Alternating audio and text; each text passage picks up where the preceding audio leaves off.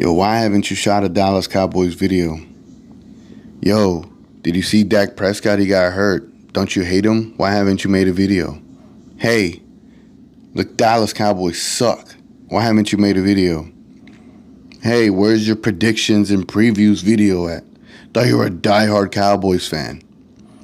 Hey, you were the only one to keep it real. Like, we need that. Where is it at? How come you ain't making no more videos? Well, I guess today is a day where I gotta shoot that video. What's up, guys? Your boy TGK. Make sure you hit the like button and make sure you subscribe to the channel. I'm not always going to make Dallas Cowboys content, but I'm gonna explain to you when I will. However, I make a plethora of videos. Check me out. I just make whatever comes to mind. There's no niche. There's nothing like that. It's just I shoot what I want to shoot, right? And I hope you enjoy it. Anyway, let's get into this video. So today I'm going to talk about why I haven't made a Dallas Cowboys video this year or this season. But before I get to that point, I really want to talk about a few topics that would require 4 other videos. But instead of doing that, I just want to do 4 topics before I get to the main topic, the main dish of this entire video today. So today, I'm going to talk about Dak, I'm going to talk about Zeke, I'm going to talk about our defense, I'm going to talk about our coaching and our upper management or ownership or, Jerry Jones and them. And then at the end, I'm going to explain why I haven't made any videos so far this season on the Dallas Cowboys. So let's get started with Dak Prescott. Now, as you know, when I first started my YouTube series, I gave Mark Holmes a lot of crap. That's where I got quite a bit of attention from his fan base and I guess people that were opposed to his opinions and his at the time was a love affair with Dak Prescott. They gravitated to me because I was more of the negative perspective. If you were, I wouldn't say I was negative. I thought I was just being real. You know what I'm saying? I'm not a homer Dallas Cowboys fan either. At the time, right? At the time, let me just explain it. At the time, I was just a Romo fan that was upset that he didn't get a second opportunity to prove himself, or third opportunity, whatever, or an opportunity to prove himself, and the job was just given to Dak. So I was a little upset about that. And I was tired of all the disrespect that Mark Holmes was throwing towards Tony Romo and all this good stuff. So anyway, that's where this all started. That's when I started making Cowboys content. And so there was this perception that I hated Dak Prescott. I never hated Dak Prescott. I've done multiple videos on how I relate to him as a person because of his mom and the other situations he's had. And then this year, obviously, I haven't shared my opinion on anything Cowboys related, but this season was very similar to last season where the Cowboys would get down by quite a bit and Dak Prescott had to make this massive comeback and his numbers will look inflated. However, there was a difference this season. So I just can't say that was the same thing going on this year because it wasn't. It's different. What was different is that we needed Dak Prescott to do everything he was doing just to keep us in these games. I mean, his throws, they had like this quicker release to them that were just even more accurate. Dak Prescott had a really, really good presence in the pocket this year. I mean, you've seen it countless times that he just has that presence, the patience, the pocket presence, the confidence, the wherewithal that like he doesn't get nervous. But this season, it just felt like he had more command. It seemed like maybe he was given more freedom to adjust plays. It's just when he released that ball, there was like this whip that came out of his hand. He looked good this year. He looked good, and he was having an amazing, solid year. And then the injury happened, right? So people would naturally think, oh, well, he hated Dak Prescott. Like, where are these videos at? Why isn't he laughing at Dak? I'm not going to laugh at anybody that ever got an injury of any sort, of even like that, to Dak Prescott. And actually, I was happy with the fan base. They were not making fun of him as opposed to Tony Romo. Everybody in the Dallas Cowboys fan base made fun of Romo and his back injuries. But for Dak, we didn't, and I'm proud of the fan base for that. Unfortunately, I'm sad for Dak Prescott because his ankle injury was quite gruesome, and another ode to him that I could relate to because I had a similar injury like that. So when it comes to Dak Prescott, I mean, he had everything offensively this season, and he just had an unfortunate break. Now, in the next topic that I'm going to talk about, Zeke, it correlates to why he didn't get a contract and why I think this organization is in shambles moving forward because of just the dumb mistakes that they make and making contract moves or signing players or however they want to approach stuff. Like, you sign a good quarterback when you got him. And yeah, they were probably playing with a $5 million here. And Dak should have definitely signed a deal when he had it because of this type of stuff here. But without making this point too long on Dak, I just want to clear up a few things. A lot of people are saying we need to give Dak Prescott an apology. Actually, no, the organization needs to give the fan base an apology. Dak Prescott, he's going to be all right regardless of whatever team he goes to or if he stays with us. Dak is going to be all right. We don't owe Dak anything. Dak is going to be okay. What is owed to us, right? Owed to us as fans is a damn apology for how putrid this organization is ran. So that takes me to my next point in Ezekiel Elliott. This dude is lost every single bit of steps that he had in his rookie year. Can't even hold on to a football. I mean, 2 years ago, we should have traded him instead of giving him a contract, but look at us now. Now we're stuck. And we're stuck for quite some time moving forward. So we're stuck in the contract of DeMarcus Lawrence. We're stuck in the contract of Ezekiel Elliott. It's tough. And for Zeke to look as bad as he looked last night, which I stopped watching the game with 5 minutes left in the second quarter. I did not tune back in. But he looked so out of it, right? Like, this is the player we gave so much money to, and now this season they're not even like what they used to be in their rookie season, and that's really tough to take when you know you're going to pay this man so much. He's a great pass protector. He could run a good 3 yards, 2 yards here and there, but it's not the same. It's not the same. And especially with the offensive line being as beat up, what's the point to having Ezekiel Elliott? And especially when we got Ezekiel Elliott, we really got him just to pair him up with Tony Romo. So whenever Tony Romo got hurt and we decided to give the reins to Dak Prescott, we should have made a move and got rid of Ezekiel Elliott. Call me crazy, but we should have made a move and got rid of Ezekiel Elliott and got as much in return as we could have gotten, because at that point Ezekiel Elliott's stock was at its highest. Because you're going to go with a quarterback, right? When we gave Dak the reins, we're going to go with a quarterback with Dak being so young.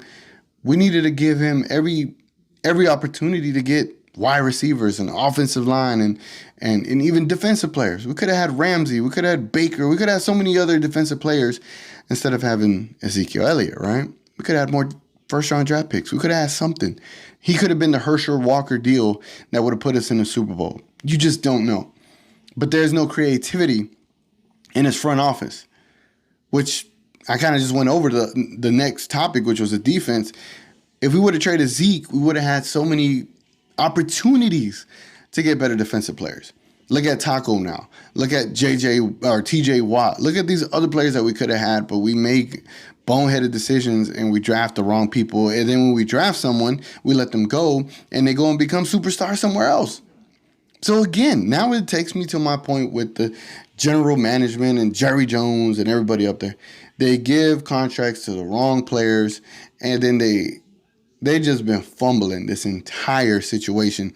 You were in a beautiful situation in 2017 with Dak, Zeke. You were in a beautiful situation. You had a great offensive line.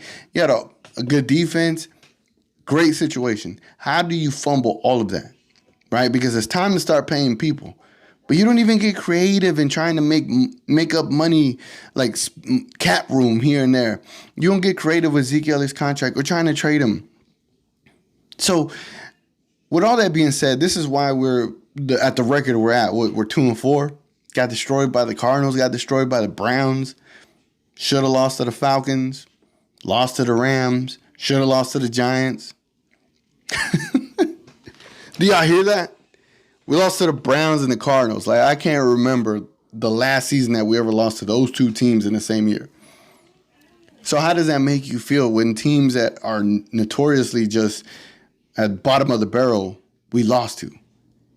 And with no with no like no hesitation do I feel like we could lose the rest of the season. Like, I don't feel like we could get another win. And do I care if we get another win? Absolutely not. So let me get into the reason I made this video. The reason I made this video is because I wanted to let everybody, those who watch this channel for the Dallas Cowboys content. First of all, let me apologize to you that I haven't. It's not lost on me that I haven't. It's just, like, I'm going to get into why. There's a plethora of reasons as to why I haven't. One, I'm going to get into it now, right? One, when I was making the Cowboys content for a whole year and a half, I began to dislike my team. And because I began to dislike them is because of all the things I would point out. I would always give the unbiased, I guess, negative perspective, as some would call it. When it was never the negative perspective, it was always a perspective to improve the team, which they could never do. So I would get, the slander, like, oh, you're just a Cowboys hater, hiding and acting as if you're a Cowboys fan. I understand that. And I don't, not mad at anyone for thinking that. Because a part of me does hate my team. Because I'm tired of just being mediocre. I'm tired of having these 5 Super Bowl rings, and that's all we do is, parade around that we've been a 5-time Super Bowl champion, but we ain't done shit. Excuse my language, since 1995. Like, I was probably 6 years old. I don't remember it. I never saw us win a Super Bowl. So my entire adult life, I've never seen us have any much success in the playoffs. And so as a local Dallas fan, when it comes to the sports teams that I'm fans of here, the Mavericks are number one because they won a championship in my adult life.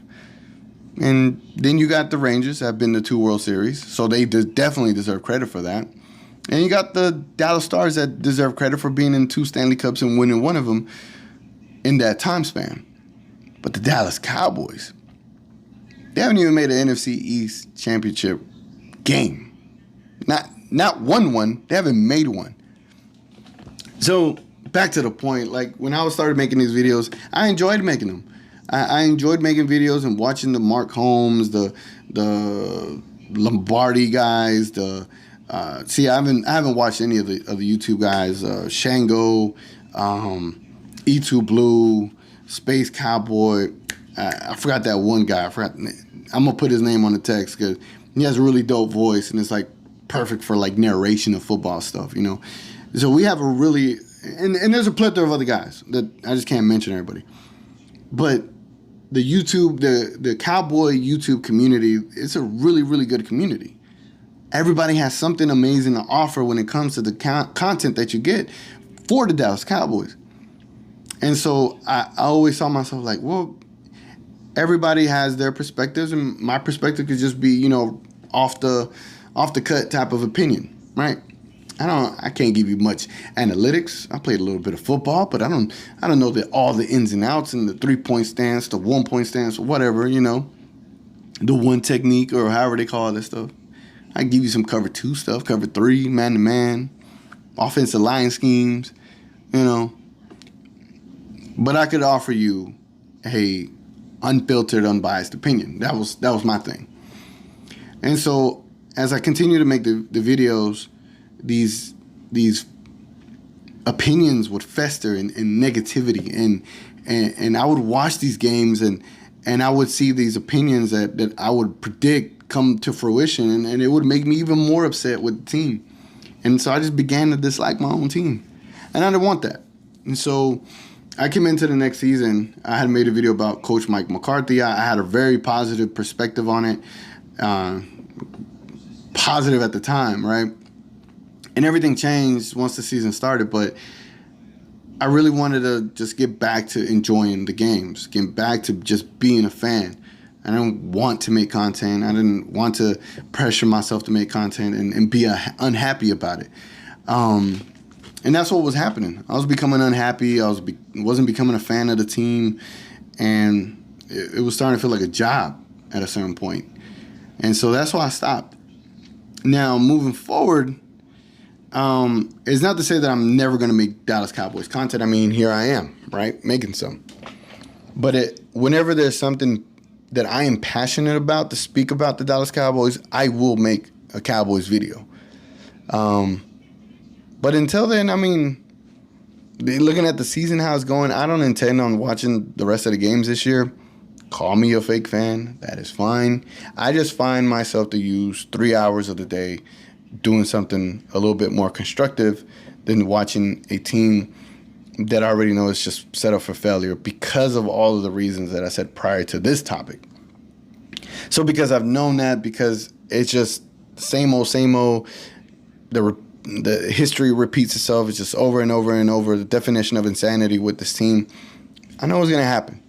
And then next year is going to be very interesting what happens with Dak. Is Zeke going to get worse? Who knows? All I know is it doesn't look good for the Dallas Cowboys. And as far as our fan base and me in general, I don't think none of us want to watch this product either anyway. So I hope I was able to answer all the questions. If you did have any questions as to why I haven't shot any videos, that's why. And if y'all ever want me to shoot something, definitely leave some comments below. Hit me up on Instagram, tweet me, tell me something that you want me to upload or give an opinion on. I'll definitely do it. I'm probably more amped to do it by request than just to do it in general. But whenever I do have a passionate topic I want to talk about, I'll definitely make a video. But anyway, guys, still a Dallas Cowboys fan. Regardless, at the end of the day, it's just it's different now. You know, the pandemic has changed things quite a bit. You know, but one thing the pandemic ain't changed is success for the Dallas Cowboys. Anyway, guys, it's been your boy TGK. I'm going to catch y'all on the next one. And we out.